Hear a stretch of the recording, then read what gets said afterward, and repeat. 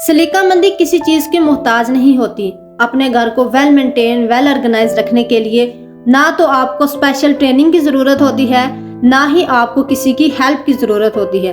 कुछ हैबिट्स और टिप्स ऐसी हैं, अगर आप इनको अपनी डेली लाइफ का हिस्सा बना लेते हैं तो आप अपने टाइम को मैनेज कर सकते हैं, अपने घर को वेल मेंटेन, वेल ऑर्गेनाइज रख सकते हैं। बदलते मौसम के साथ हमारी लाइफ में भी बहुत ज़्यादा चेंजेस आती हैं। स्पेशली विंटर में औरतों की यही शिकायत होती है कि टाइम बहुत कम होता है, कब सुबह से शाम हो जाती है पता नहीं चलता, समझ नहीं आती अपने घर को, अपने टाइम को किस तरह मैनेज करें, अपने घर को वेल मेंटेन, वेल ऑर्गेनाइज किस तरह रखें। सो आज की इस वीडियो में स्पेशली आप सभी लेडीज़ के लिए और उन लेडीज़ के लिए जो बहुत ज़्यादा लेजी होती हैं, मैं विंटर टिप्स लेके आई हूँ जिनको आपने फॉलो करना है और अपनी लाइफ को ईजी रखना है। So let's start today's video. अस्सलाम वालेकुम, this is me Aneeza and you are watching my YouTube channel Aneeza Danish vlogs. अगर चैनल पे पहली दफ़ा आए हैं तो जल्दी से अपनी बहन के चैनल को सब्सक्राइब करके बेल आइकन को भी प्रेस कर लीजिएगा। अच्छा, स्टोव हमारी डेली लाइफ का अहम हिस्सा है जिसको हम सारा दिन ही यूज़ करते हैं खाना बनाने के लिए, चाय बनाने के लिए। तो सर्दियों में चूँकि टाइम कम होता है तो हमारे पास इतना टाइम नहीं होता कि हम डेली बेसिस पे इसको धो सकें, इसकी क्लीनिंग कर सकें। और स्टोव का ये जो एरिया होता है, बर्नर वगैरह जहाँ से हीट निकलती है ना, वहाँ पे चाय, दूध कुछ भी बॉयल होता है तो गिर के फ़ौरन से साथ जम जाता है। मोस्टली टाइम हमें ये याद नहीं रहता कि हमारी कोई चीज़ बॉयल हुई है तो हमने उसको क्लीन करना है, जिसकी वजह से वो उस पर जमती है, उसकी एक तह और बहुत ज़्यादा वो हार्ड हो जाती है। तो सर्दियों के लिए बहुत अहम टिप है, आपका जो बर्नर वाला एरिया है वहाँ पे फॉयल लगा दें, एल्युमिनियम जो होती है वो लगा दें, ताकि एक तो आपका जो स्टोव है वो क्लीन भी रहे, आपको डेली बेसिस पे सफाई भी ना करनी पड़े। कोई भी चीज़ आपकी बॉयल होती है तो आपका जो स्टोव है वो क्लीन रहे। आप इसको एक वीक के बाद चेंज भी कर सकते हैं। आप चाहे तो सारे स्टोव पे भी लगा सकते हैं, या जो एरिया ये वाला होता है इस पर भी लगा सकते हैं, क्योंकि ये ज़्यादा गंदा होता है, इसमें छींटे वगैरह ज़्यादा पड़ती हैं। तो सर्दियों में इस टिप को लाजमी फॉलो कीजिएगा। अब बढ़ते हैं जी नेक्स्ट टिप की तरफ। और ये देखिए, मैंने इतने ज़्यादा शापर इकट्ठे किए हैं बिकॉज मैं ना शापर की रेडी लगाने जा रही हूँ। चलो बाकी बातें बाद में करते हैं, पहले शापर बेच के आए। अच्छा जी, शापर हमारी लाइफ का बहुत ही अहम हिस्सा है और आपको पता है ये सब घर वालों, सभी घरों की ना ये एक अहम बात कह ले कि वैसे घर में इतने शापर बिखरे पड़े होंगे लेकिन जब हमें ज़रूरत होती है ना, एक भी शापर नहीं मिलता। ये पता नहीं क्या, मुझे इस लॉजिक की समझ नहीं आती। वैसे घर में हर चीज़ पड़ी होती है एक्स्ट्रा, लेकिन जब ज़रूरत होती है ना तो कोई चीज़ हमें मिलती नहीं है। पता क्यों नहीं मिलती? हम चीज़ों को वेल ऑर्गेनाइज नहीं करते, हम चीज़ों को उनकी जगह पे नहीं रखते, उनकी सेटिंग अच्छी से नहीं करते, इसलिए हमें काम करते हुए मुश्किल होती है, चीज़ें ढूंढने में मुश्किल होती है। सो आप लोगों के साथ मैं एक सीक्रेट शेयर करने जा रही हूँ, इसको जल्दी से सुन के ना फॉलो कीजिएगा।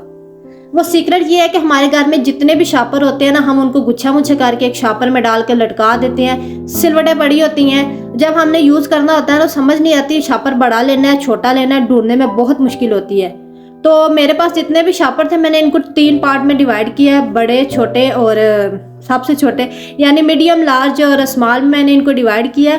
तो इन तीनों को मैंने अलग से तय किया। अब इसकी तय किस तरह लगानी है मैंने आपको वीडियो में दिखाया, ध्यान से देखिएगा, बिल्कुल फोकस आपने शापर पे रखना है। तो इसकी जितनी भी हवा थी वो सारी हम एक्स्ट्रा निकाल देंगे, इसको हाथ से अच्छी तरह प्रेस करेंगे, देन इसकी हमने फोल्डिंग करनी है।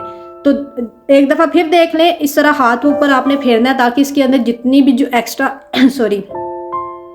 इसकी एक्स्ट्रा एयर है वो सारी निकल जाए। देन बड़े आराम से प्यार से आपने इसको फोल्ड करना है ताकि ये खूबसूरत भी लगे और अच्छी सी इसकी फोल्डिंग भी हो जाए। देखिए कितनी कमाल की मैंने आप लोगों को साथ टिप दी है, बट आप लोग फिर भी इसको जो है ना वो फॉलो नहीं करते। इन टिप्स को जब हम आपके साथ शेयर करते हैं और ना ही आप अपने घर को अच्छी तरह वेल मेंटेन और वेल ऑर्गेनाइज रखते हैं। हमारा काम होता है जस्ट आप लोगों को बताना, हम हाथ पकड़ के आपसे काम नहीं करवा सकते, काम आप लोगों ने खुद करना है। तो ले जनाब, जो मेरे तीनों शापर थे ना उनको मैंने कर दिया है तय, और अब आती है बारी इनको ऑर्गेनाइज करने की। तो मेरे पास ये केक वाला बॉक्स था, ये मैंने लिया है। बड़े वाले शापर मैंने अलग रखे हैं, मीडियम अलग रखे हैं और जो स्मॉल हैं वो अलग रखे हैं। तो आप अपने घर का कोई भी एक्स्ट्रा बॉक्स ले सकते हैं, शू बॉक्स ले सकते हैं। अगर आपने इसको ज़्यादा ऑर्गेनाइज करना है, खूबसूरत बनाना है, मोर प्रेजेंटेबल बनाना है, तो आप इसको डेकोरेट कर सकते हैं विद डिफरेंट शीट्स। तो ये देखिए बॉक्स हमारा कवर भी हो गया और जब ज़रूरत पड़ी इसके अंदर से शापर निकाला, इस्तेमाल किया। एंड बाय द वे, आपको शापर स्टोर करने की ये टिप पता थी या नहीं, मुझे कमेंट सेक्शन में लाजमी बताइएगा।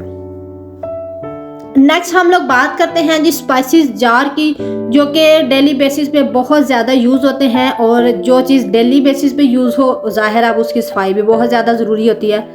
अब जिनके स्पाइसेस बॉक्स कैबिनेट्स के अंदर होते हैं उनके ज़्यादा गंदे नहीं होते, बट जो कैबिनेट्स के बाहर होते हैं वो बहुत ज़्यादा ग्रीसी और ऑयली हो जाते हैं। अगर आपके स्पाइसेस बॉक्स कैबिनेट्स के बाहर पड़े हैं तो आप वीक में एक दफ़ा उनकी क्लीनिंग लाजमी किया करें। मैंने इस टॉवल को सर्फ के साथ अच्छी तरह पहले धो लिया था, और ये ना ज़्यादा खुश्क था और ना ही गीला, यानी आधा गीला और आधा खुश्क था। इससे ना बहुत अच्छी तरह क्लीनिंग होती है। अगर कैबिनेट्स के अंदर आपके बॉक्सेस पड़े हुए हैं स्पाइसेस वाले तो आप महीने में एक दफ़ा उनकी क्लीनिंग करें, बट जिनके बाहर होते हैं ना उनको वीक में एक दफ़ा क्लीनिंग लाजमी करनी चाहिए, ताकि उनके ऊपर जितना ऑयल और ग्रीस है वो साफ़ हो सके। इसी तरह कैबिनेट्स की जो है वो क्लीनिंग भी करते रहा करें, और इनकी जो है वो सेटिंग अच्छी तरह किया करें। इस तरह आपने जो बॉक्सेस हैं उनको अरेंज किया करें कि आपने कोई भी चीज़ लेनी है ना ढूंढनी ना पड़े कौन सा बॉक्स हमने किधर रख दिया है। और जब भी आप इनकी क्लीनिंग करें ना तो इनकी सेटिंग लाजमी चेंज करते रहा करें। इससे जो चीज़ें ना मोर प्रेजेंटेबल लगती हैं जब हम इनकी सेटिंग चेंज करते हैं ना, जिस तरह हम अपने घर की सेटिंग चेंज करते हैं इस तरह किचन के कैबिनेट्स की भी सेटिंग चेंज करते रहा करें। कोई चीज़ उठा के इधर रख दी, इधर वाली उधर रख दी, आगे वाली पीछे कर दी, साइड वाली इधर कर दी, तो इससे बहुत खूबसूरत लगते हैं। तो जितने भी स्पाइसेस जार होते हैं उनको वीक में एक दफ़ा क्लीन कर दिया करें, अगर अंदर है तो फिर महीने में एक दफ़ा इनकी क्लीनिंग लाजमी किया करें। तो मेरे एक साइड पे जनाब कैबिनेट्स के स्पाइसेस बॉक्स होते हैं, और सेकंड वाली साइड पे मैंने जितनी भी बकेट्स हैं इनमें मैंने अपनी ग्रॉसरी स्टोर करके रखी हुई है। तो है ना कमाल की टिप, लाजमी फॉलो कीजिएगा। सर्दियों में हमारे जो किचन क्लॉथ्स हैं वो बहुत ज़्यादा ऑयली ग्रीसी हो जाते हैं। हम लोग नॉर्मल पानी से धोते हैं ना तो बिल्कुल भी वो साफ़ नहीं होते, चिपचिपाहट ग्रीस फिर भी लगी रहती है जितना मर्जी हम सर्फ डाल लें। तो बहुत अहम टिप आप लोगों के साथ शेयर करने लगी हूँ, लाजमी फॉलो कीजिएगा।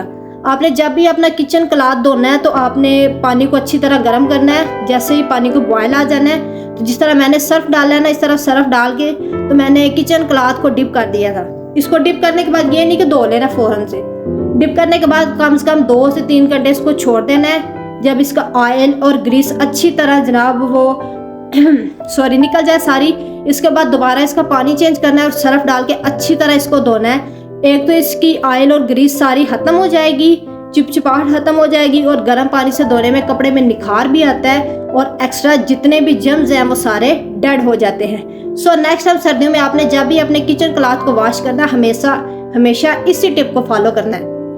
हम लोग कोई भी चीज़ डीप फ्राई करते हैं, स्पेशली फ़िश बना ली हम लोगों ने, पकौड़े समोसे कोई भी चीज़ हम लोग जब डीप फ्राई करते हैं तो ऑयल को उसी तरह पैन में छोड़ देते हैं, जिसकी वजह से जो सारा एक्स्ट्रा जो चीज़ें होती है जो अमेज़ा वो एक तो उसके साथ चिपका रहता है। नेक्स्ट टाइम वो ऑयल हमारे किसी भी यूज़ में नहीं आता।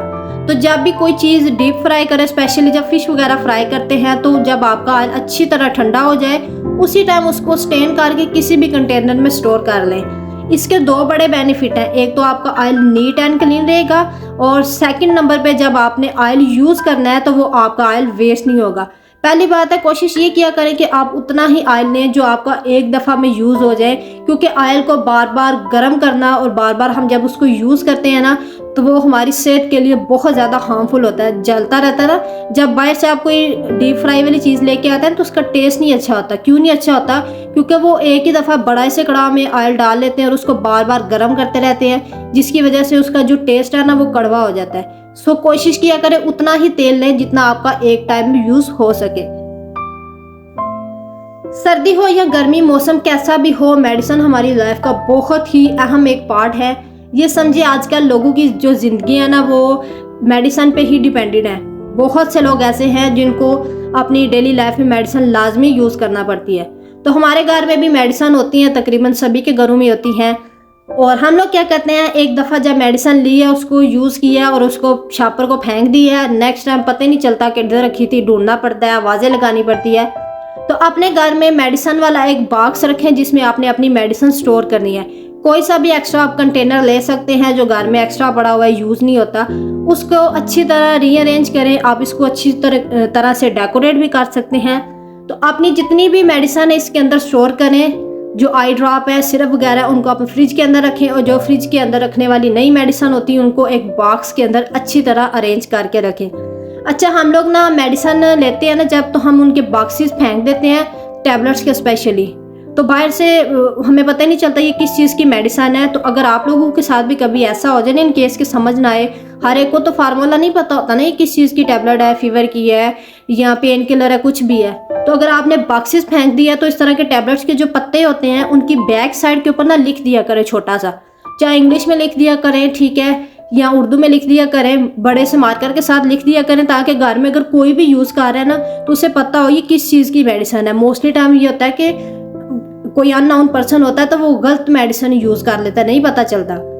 तो आप मेडिसिन के जो कवर होते हैं उनकी बैक साइड पे हमेशा नेम लिख के रखा करें मेडिसिन का, ताकि आप भी जल्दी में कभी कोई जो है वो गलत मेडिसिन ना यूज़ करें। सो मेडिसिन का जो बॉक्स है वो अच्छी तरह प्रिपेयर करके घर में रखा करें। कोई एक कोना रख लें, फ्रिज के ऊपर भी आप रख सकते हैं। इसी तरह फर्स्ट एड बॉक्स भी जो है वो अरेंज करके घर में रखें, ताकि जो बेसिक ज़रूरियात हैं वो आपकी अपने घर से ही पूरी हो जाए।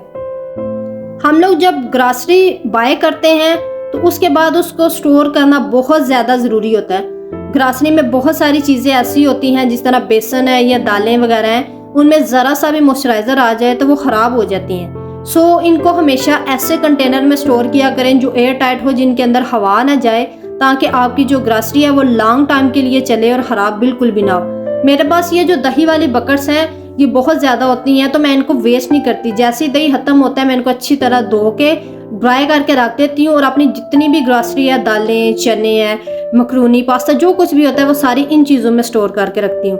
अब जाहिर है हर बंदा ग्रॉसरी के लिए बॉक्स तो बाय नहीं कर सकता। ग्रॉसरी वाले जो बॉक्सेस हैं वो बहुत ज़्यादा कॉस्टली भी आते हैं।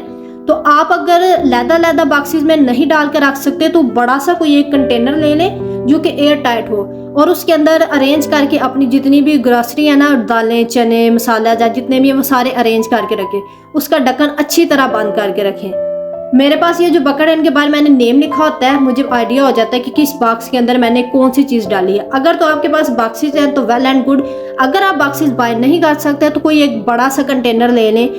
कंटेनर तकरीबन बॉक्सेस हर घर में होते हैं, उसके अंदर या आपके जो ड्रार होते हैं, ड्रार के अंदर भी आप अपने जो ग्रॉसरी है उनको रीअरेंज करके अच्छी तरह रखें, ताकि आपको ढूंढने में मुश्किल ना हो कि कौन सी चीज़ किधर पड़ी हुई है। इससे आपका टाइम भी वेस्ट होगा और आपको बहुत ज़्यादा प्रॉब्लम नहीं होगी। सो हर चीज़ को वेल मेंटेन और वेल ऑर्गेनाइज करके रखा करें, ताकि आपको कोई भी चीज़ लेते हुए दिक्कत ना हो और आपको चीखना ना पड़े।